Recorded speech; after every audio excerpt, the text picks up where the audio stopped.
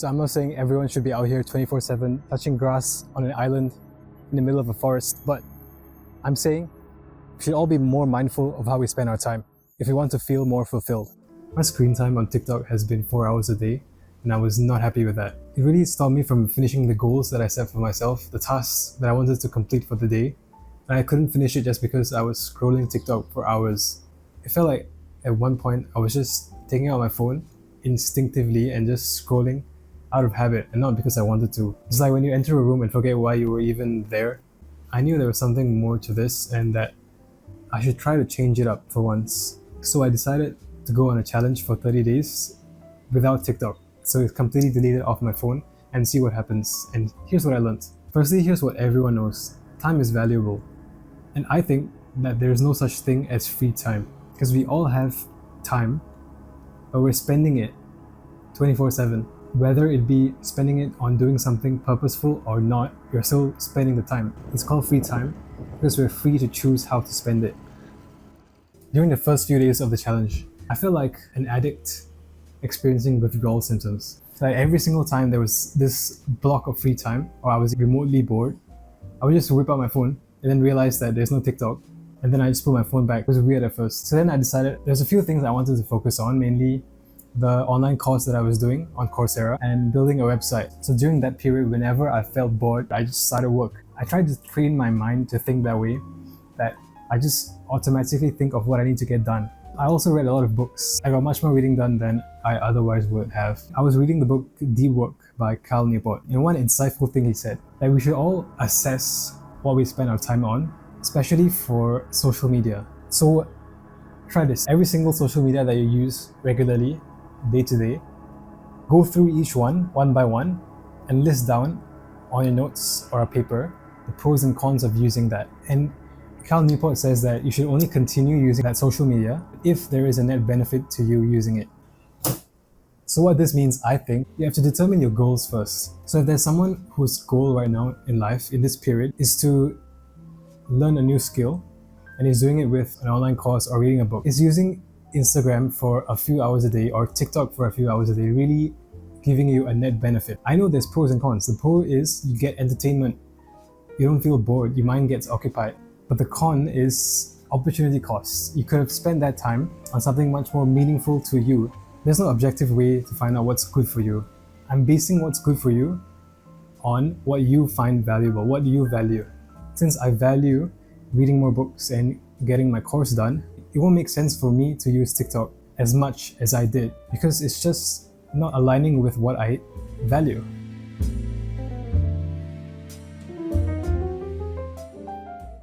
Ask yourself, what do you value? If you value time with your family and friends, then you shouldn't be spending that much time past a certain limit that you set for yourself on other things, right? If you spend all day watching self-improvement videos, then your mind subconsciously thinks of yourself as someone who's afraid to take action. If you spend all day getting things done and furthering yourself to your goals, your mind sees yourself as someone who's respectable and gets shit done, which would increase your confidence.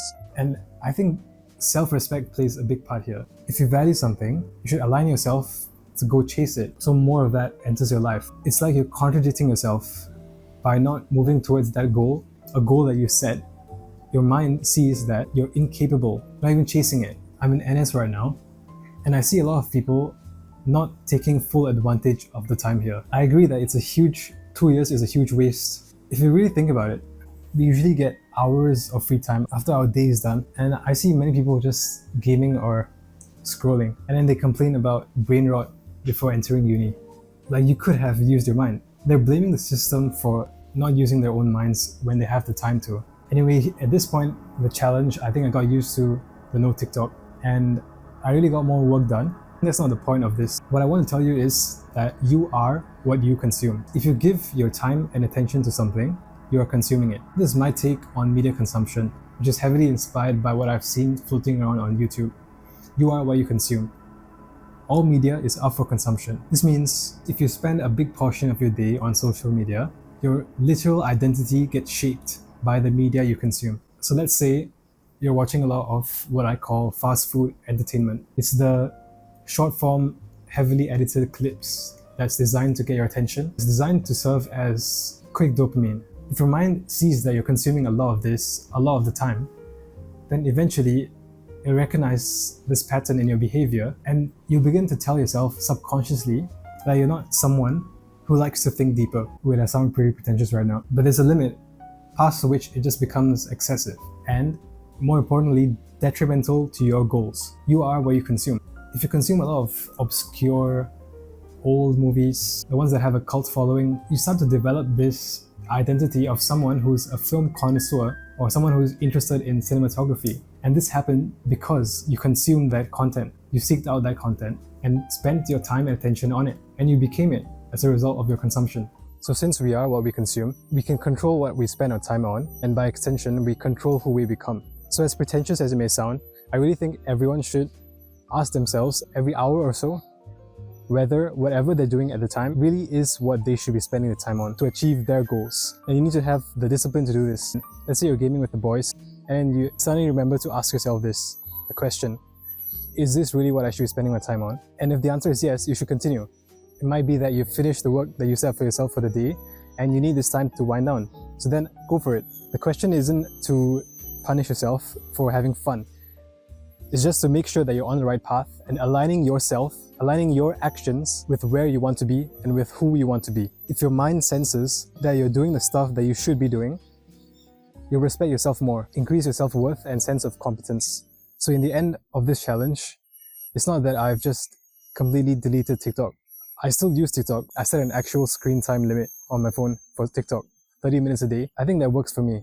You should find what works for you. It motivates me to keep working. I kind of see it as a reward after a day of work to relax my mind and wind down a bit. So the takeaway message is, you are what you consume. So take control of how you spend your time to control who you become. Not that I know much, but that's what I think. I was attacked by ants while filming this.